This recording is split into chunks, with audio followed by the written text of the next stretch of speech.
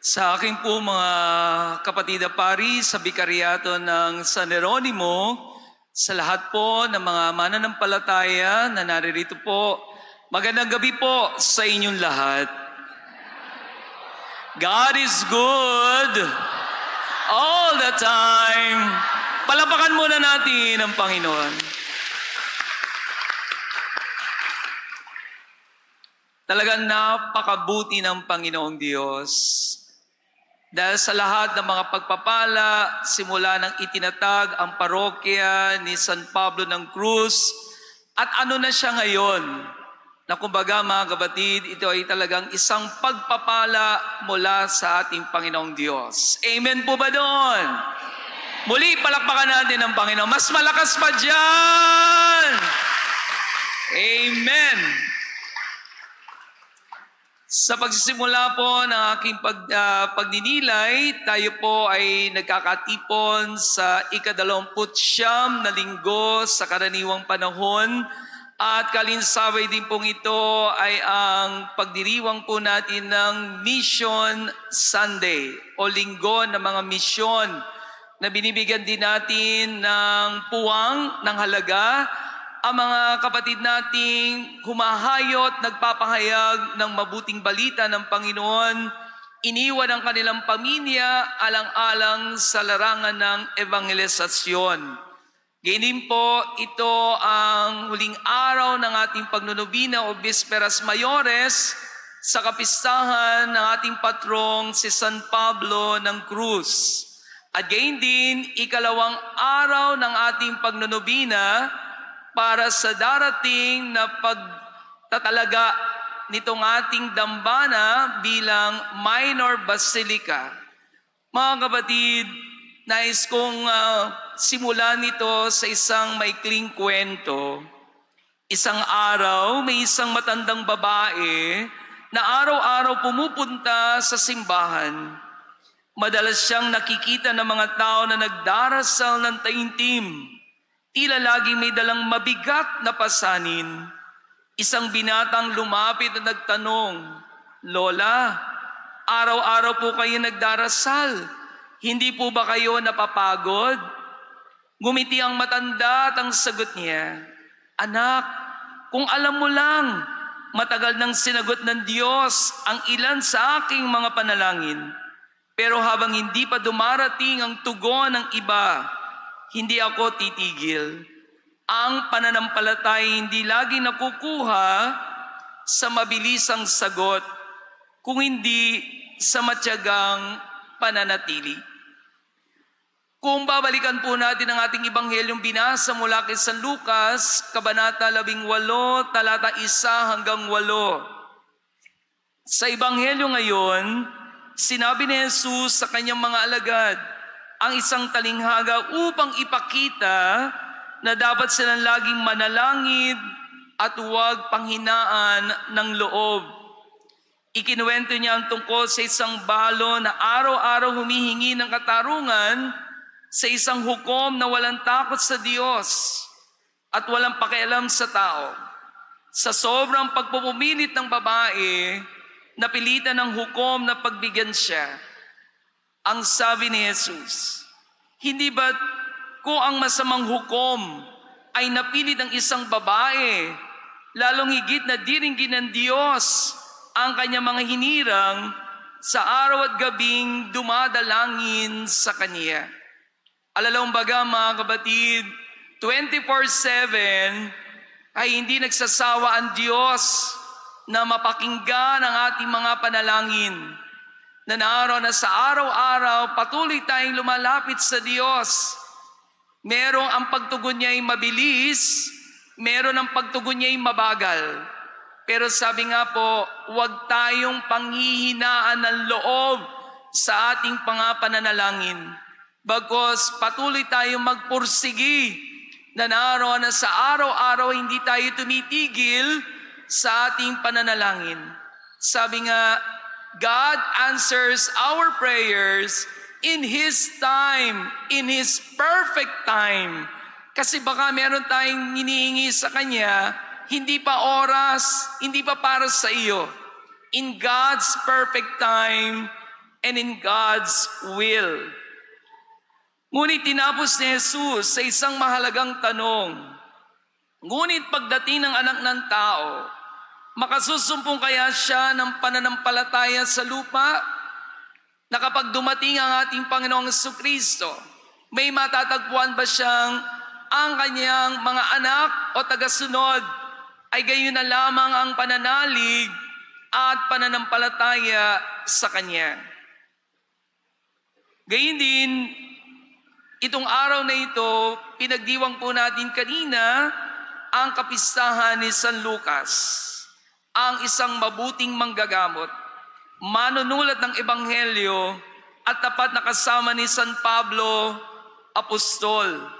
Si San Lucas ay saksi ng kabutihan at malasakit ni Jesus, lalo na sa mga mahihina, sa mga may sakit, sa mga makasalanan. Dahil nakita niya mismo kung paano ang pananalig at pananalangin ay nagpapagaling. Faith plus prayer equals healing. Hindi lamang ng katawan, kundi higit sa lahat ng kaluluwa. Kasabay nito, ipinagdiriwang din natin ang huling araw ng ating nobina sa ating patrong si San Pablo ng Cruz. Siya po, sa kaalaman ng lahat, ang tagapagtatag ng kongregasyon ng Passionists na naglaan ng buhay sa pagninilay sa paghihirap ni Kristo. Ang kanyang puso ay puspos ng pag-ibig at pananalangin, lalo na para sa mga kaluluwang tila nakalimot sa Diyos. Sa gitna ng kanyang mga paghihirap, hindi siya sumuko sa pagdarasal, gaya ng balo sa Ebanghelyo. At marahil, sa loob din ng 10 taong kong pananatili sa St. Paul of the Cross, katulong niya through his intercession, talagang lagi kong pinapanalangin, lalo na kapag ganyang masama ang panahon at nariyan na lalabas ang prosesyon o magpo-prosesyon, lagi ko sinasabi, St. Paul of the Cross, itaboy mo ang ulan. Itaboy mo ang malakas na hangin. With that simple faith, God answers our prayers. Lalabas ang prosesyon, hindi umuulan. Pagbalik na ng prosesyon, tapos na ang lahat, saka uulan. It has always been like that. Kaya nga, wala na ako dito. Dala-dala ko yan sa St. Clement, dala-dala ko ngayon sa St. Jerome sa Morong. Like ko sinasabi sa mga parishioners, pag sinabi lang, Father, uulan, hindi uulan yan. Simple faith. Prayer plus faith. Miracle happens. Amen po ba doon? At habang tayo nasa ikalawang araw ng ating pagnonobena, bago ang makasaysayang deklarasyon ng ating dambana bilang minor basilica, tayo rin ay tinatawag na maging saksi ng pananampalataya, to be witnesses of faith. Isang komunidad na matyaga sa pananalangin, matatag sa pagsubok, at tapat sa misyon ng evangelisasyon. Ang pagiging minor basilica ay hindi lamang titulo, ito ay isang panawagan na maging sentro ito, minor basilica ni St. Paul of the Cross, bilang sentro ng pananampalataya, the center of faith, maging puso ng pananalangin, the heart of prayer, at tahanan ng awa ng Diyos sa ating bayan. A house of mercy. Nando mga kapatid, sa tulong ng ating patrong si San Pablo ng Cruz, naway tunay nga na sa pagiging minor basilica, ito naway maging tunay na daan upang lalo pang mapatatag ang ating pananampalataya At hindi tayo nagsasawang manalangin bilang isang dambana at tunay na naghahari ang awa ng Diyos. Mga kapatid, ang talinghagang ito na ating narinig sa Ebanghelyo ay tumatama sa ating karanasan. Sino ba dito sa atin ang hindi napapagod sa pananalangin? Sino ba dito sa atin ang hindi nakaramdam ng pagkadismaya kapag tila walang tugon ng Diyos? Na tila nawawala na ng pag-asa. When will God answer my prayer? Ngunit ito ang paalaala ni Jesus sa ating lahat. Magdasal at huwag panghinaan ng loob. Ang tunay na pananampalataya hindi sinusukat sa dami ng himala, kundi sa lakas ng loob na manatiling tapat kahit walang kasigaruhan. Even in moments of doubt, of fear, of anxiety, ay naroon mga kapatid, kinakailangan makita pa rin sa atin na tayo ay nananalig at nagtitiwala sa Diyos. Jesus, I trust in you. Kapag ikaw ay may karamdaman at tila walang ginhawa, manalangin ka pa rin. Huwag kang magsasawang magdasal. Kapag ikaw ay may problema sa pamilya, huwag sukuan. Ilapit mo lagi iyan sa Diyos. Kapag ang simbahan ng komunidad ay humaharap sa matinding pagsubok, magkaisa lagi tayo sa pananalangin. Ang ating panalangin ay parang martilyo. Bawat dasal ay patuloy na tumatama hanggang mabuksan ang pintuan ng grasya ng Diyos. Kaya ano ang hamon sa atin? Una, maging tapat lagi tayo sa pananalangin.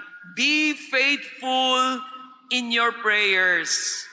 Hindi lang tuwing may problema, kundi araw-araw tulad ng balo sa Ebanghelyo. Dahil sa kakukulit niya, ay naroon na tinugon ng huwes ang kanyang panalangin. What more kapag tayo ay lumalapit sa Diyos, a God who is so good, benevolent, and generous, kapag tayo lumapit sa Kanya nang may katapatan sa ating pananalangin, God answers our prayers. Maging instrumento ng awa at katarungan. Kung ang Diyos ay nakikinig sa ating panalangin, tayo rin ay dapat makinig sa daing ng mga mahihirap, na mga naapi at na mga naghihirap. At maging buhay na saksi ng Ebanghelyo katulad ni San Lucas, ang ating mga salita at gawa ay dapat maging mabuting balita sa iba. Maging tagapagdala ng krus kasama ni San Pablo ng krus. Huwag tayong matakot magdusa alang-alang sa pag-ibig sa Diyos. Mga minamahal kong kapatid, sa ating paglalakbay bilang simbahan patungo sa deklarasyon bilang minor basilica, tayo tinatawag na maging komunidad na matatag sa pananampalataya, matyaga sa pananalangin, at aktibong nagmamalasakit sa kapwa.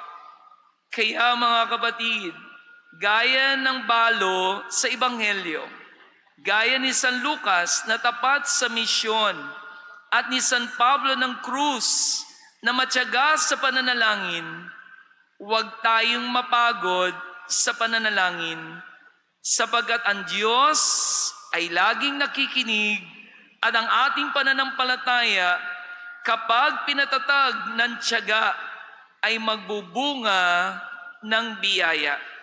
Hindi lamang para sa atin, kundi para sa buong sambayanan ng Diyos. Amen.